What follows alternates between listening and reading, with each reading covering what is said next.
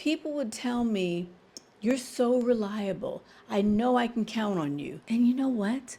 I wore those compliments like they were little trophies until the day I finally realized, what exactly am I winning here? Congratulations, Miriam. You can tolerate more misery than the average person. Here is your award. Have you ever sat in your car before work and just thought, man, I hate it here? And I don't mean that you had one bad day.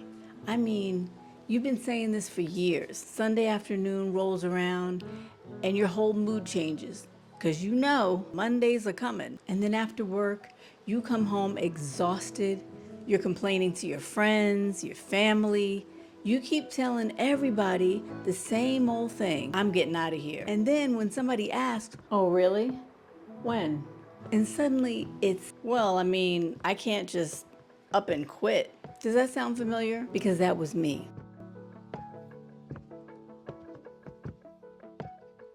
I knew I wanted out long before I actually left. And after thinking about it for a long time, I realized that maybe the question isn't why do I stay at a job that I just hate so much? Why am I so afraid to leave something that's obviously making me so miserable?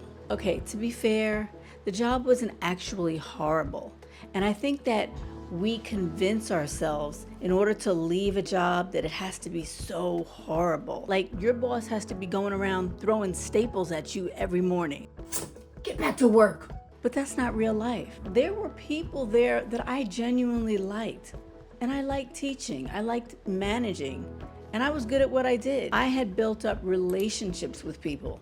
After you've been somewhere for so many years, you know exactly where everything is. You know where you're going in the morning, you know where you're gonna park your car, you know when you get paid, you know where the coffee machine is, you know who's gonna annoy you at work before 10 a.m. And you know the weird part about it? After a while, even being miserable, it still feels normal. Not because you're happy, just because it's familiar. And familiar can fool you into thinking that you're supposed to stay. And then your nosy paycheck enters the conversation. I swear that paycheck just starts talking to you. Now, where do you think you're going? What about your retirement? What about your vacation time? What about your health insurance? Girl, bye. Sit down somewhere. Every time I thought about leaving, I immediately thought about the things that I would lose. Not gain, lose. So I'd tell myself, just give it one more year. Let me save a little bit more. Or let me pay this bill off first. Maybe after retirement. The thing is, there was always another after. And I don't think I was waiting for after. I was waiting until I just didn't feel scared anymore. Every time I got close to one finish line, there I go creating another one. But then I realized, see, I was doing the wrong math. I spent a number of years calculating every penny I'd lose if I left. Every penny. I had spreadsheets, numbers laid out, plans that I was making. The one thing I never calculated was what staying was costing me. Nobody tells you to do that math. I was exhausted. My body hurt all over. I barely had any kind of leftover energy for anything or anyone.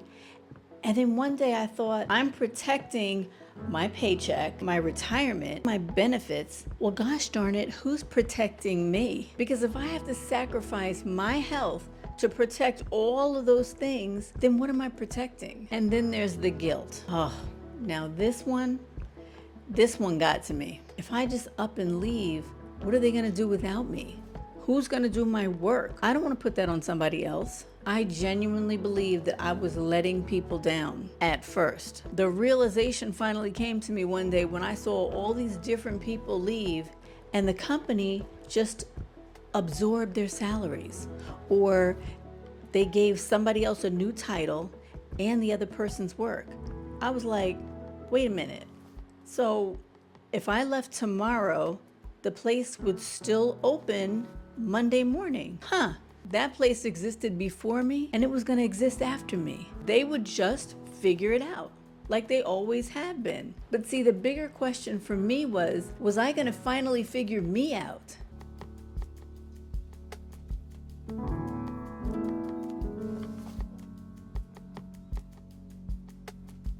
Then I caught myself because I started thinking about my own mindset during those days. I was proud of how much I could handle. I worked 12-hour days and I complained about it too, but it was a weird kind of patting myself on the back for it. When I look back, everyone else seemed to be doing the same thing. We were all under stress, but stress? Oh yeah, of course there's stress. I'll figure it out. You need somebody to do more? Give it to me, I'll do it. People would tell me, you're so reliable. I know I can count on you. And you know what? I wore those compliments like they were little trophies until the day I finally realized, wait a second, what exactly am I winning here? Congratulations, Miriam. You can tolerate more misery than the average person. Here is your award. I thought one day I'm just gonna wake up and feel completely ready. I'm gonna have enough money.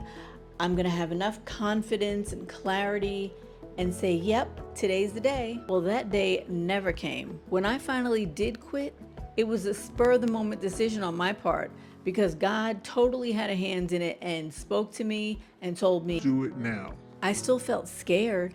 I had questions and I still wondered if I was making the right decision. But see, the difference was I knew that staying there, that scared me much more than leaving because I could already see my future. Next year, I hate it here. I hate it here. I hate it here. I hate it here. Year after that, I hate it here. And I said this to myself in the shower one day. How many times are you going to keep having this same conversation with yourself? So if you're sitting in your car tomorrow morning thinking, I hate it here, I'm not telling you to march into your boss's office, throw your badge on the desk and say, the exit queen told me to say, I'm out of here. Please don't put that on me. What I am asking you to do is something much simpler. Do the math, honey. Not just the financial math. I'm talking about the life math. What is staying costing you? Your energy? Is it costing your health? How about your peace of mind or your confidence? Is it costing your relationships? How about your joy? We spend so much time calculating the risk of leaving and we never calculate the cost of staying. And just maybe after you do that math, you still decide to stay another year. Okay, fine. But just make sure that you chose that year. Don't wake up 5 years from now and realize that fear chose it for you. I'll see you in the next video.